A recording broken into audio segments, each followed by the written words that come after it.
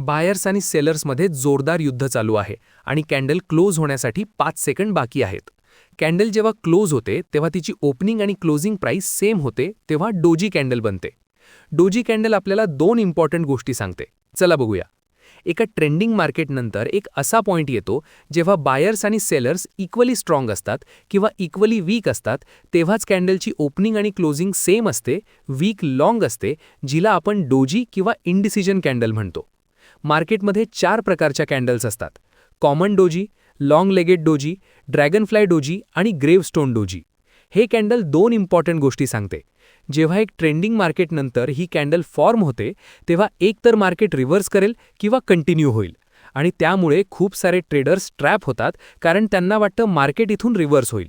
त्यामुळे आपल्याला simply doji कॅन्डलची हाय आणि लोला मार्क करायचा आहे, आणि जेव्हा नेक्स्ट कॅन्डल हाय किंवा लोला ब्रेक करेल त्याच साईडला आपल्याला ट्रेडमध्ये एंट्री घ्यायची आहे.